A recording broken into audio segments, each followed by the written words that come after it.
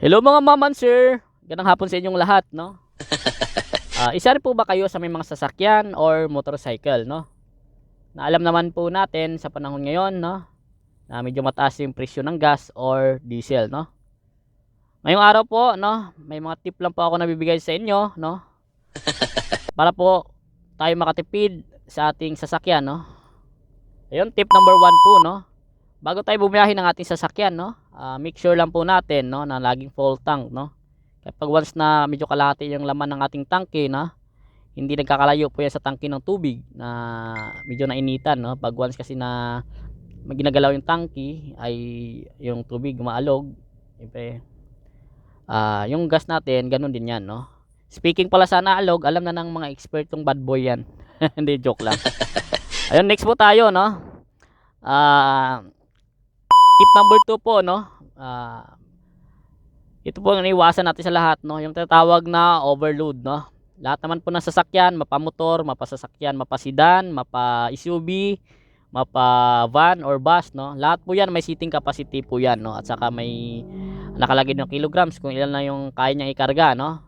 Pag once na lumagpas tayo doon ay possible din po na malakas sa gas or diesel, no. 'Yon, proceed po tayo sa tip number 3. Bago po tayo bumiyahe, no, lagi natin i-check yung ating gulong na sasakyan kung na normal lang ba yung hangin, no.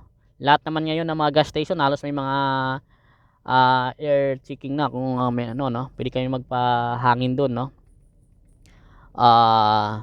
Iwasan din po natin na magpakarga ano, magpahangin ng sobra, no. Dapat normal lang. Wag rin sobra, wag rin kulang kasi pag sobra, possible na mabigat, possible din po na malakas sa gas, no. Pag once naman na flat, medyo hirap din yung makina, kaya possible nito magko-cause ng mag-consume ng gas, no. Lahat naman ng sasakyan, lalo yung mga bago dito po sa driver seat, no, may mga guides po diyan kung ilan yung hangin ng front, ilan yung hangin sa rear, no. Kaya hindi na kayo mahirapan, no. Ayun, proceed tayo sa tip number 4, no. Ito po ay gawain ng mga veteranong good driver, no. Minsan i-expect nila parang kahit naka-Vios lang sila, expect nila sports car na sila, no, na pinipigang-piga, no, ni-revolution, no, binubomba pa. Sa panahon ngayon, halos lahat naman ng mga bagong sasakyan, hindi naman halos lahat na fuel injector, no. Hindi naman kailangan ibombahin pa o pigang-piga pa i-revolution, no, hindi na kailangan 'yun. Iwasan po natin 'yun, no. Pag nag-drive tayo normal lang, kung tipitik lang sa gas pedal, okay na 'yun. Tapos sa motor naman, iwasan natin yung pigang-piga, no, lalo sa mga scooter. Yung iba parang piga ay nagpipiga ng alam mo naglalaba, pag nagbanlaw, no. Pag piga nila ay sagad. Kaya iwasan din natin 'yon, no. Next po natin ay lalo po sa mga sasakyan na with aircon, no. Pag gumamit tayo ng aircon, yung AC na tinatawag dapat sa normal level lang, no. Wag rin sobra, no.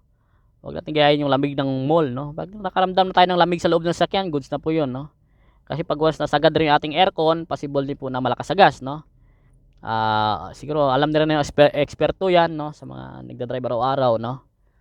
Ayun, next po natin is yung spark plug na tinatawag, no. Ito ay related na to sa engine, no. Alam na siguro to ng mga ekspertong mga chief mechanic, no. Itong spark plug natin pag once na may isa din na medyo aberya, medyo palitin na, talagang magko-cause din yan ng malakas sa gas, no. Ayun, next po natin ay itong tinatawag na oxygen sensor, no. Isa rin to, no. Pag once na dalawa kasi itong oxygen sensor, mayroon isa sa taas ng engine, isa sa baba, no. Pag once na mayroon na diyang palitin na, magko-cause rin yan ng malakas sa gas, no. Ayun, based rin sa experience ko, sa subukan ko, nakapagpalit na rin ako nung may hawak ko dating unit, yung Mirage. Nakapagpalit ng oxygen sensor, no. Pinalit tayo replacement lang, kaya parang ano pa rin ganun pa rin medyo mataas pa rin, matakaw pa rin sa gas. Pero nung pinalitan ng original, ayun na, medyo tumipid ulit, no. Yan naman po, no. Based lang din sa personal ko na yan, no, idea, pero depende naman po sa inyo yan, no. Yan lamang po, no. Sana may natutunan kayo sa video na to. Maraming salamat sa inyo and God bless po.